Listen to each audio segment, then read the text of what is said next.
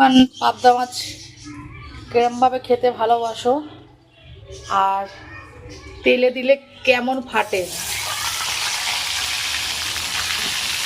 ফ্লেমটাও কম করা রয়েছে। চাপা দিয়ে দিই, দুটো করে করে ভাজছি, ছোট জায়গা। আমার দুটো ভাজা হয়ে গেছে, তা ভাত তো আমি তার জন্য করে নেবো হচ্ছে আলু ভাজা। আলু কাটা হয়ে গেছে, চলো বসিয়ে। এদিকে পাবদা মাছটা আমার হয়ে গেছে। রান্নাটা তোমাদের আজকে দেখিয়ে দেবো, ঠিক আছে, কি রান্না হয়েছে। ও লেবু খাচ্ছে, কি দেখছে কে জানে, তোমরা বুঝতে পারছো তো। আর আমার আলু ভাজা কমপ্লিট কাটা। কি করছিস তুই?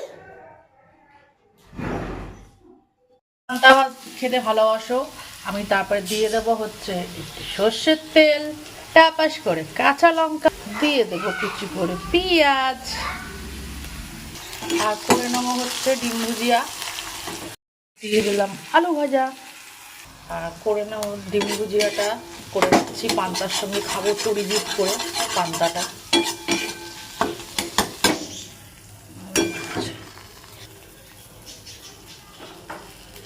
চলো পান্তা ভাতটা রাখি, ডিম ভুজিয়াটা রাখি। আপু কিন্তু খাওয়া দাওয়ার, পান্তা ভাত খাওয়ার ব্যাপারে কিন্তু বেশিক্ষণ ওয়েট করতে পারি না, ঠিক আছে। চলো খেয়ে নিই। নুন দিয়ে নে, একটু ডিম ভুজিয়া মুখে দিই, দেখি কেমন লাগে।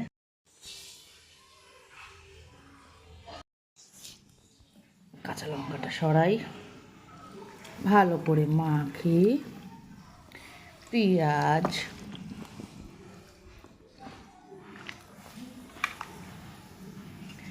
কাঁচা লঙ্কাটা দিয়ে টাপাস টাপাস করে খাই। এবার চলো মুখে দিয়ে নিই, খাওয়া যাক।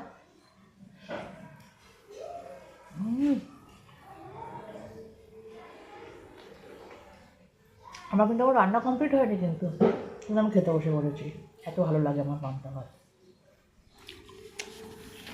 এদিকে করে নেবো ঝাল, পেঁয়াজের সঙ্গে দিলাম টমেটো। মেশিনটা কিনেছি, মেশিনের মধ্যে ক্রাশ করা হচ্ছে পেঁয়াজ, আদা, রসুন। দেখি কেমন হয়। এই জিনিসটা কিনেছিলাম।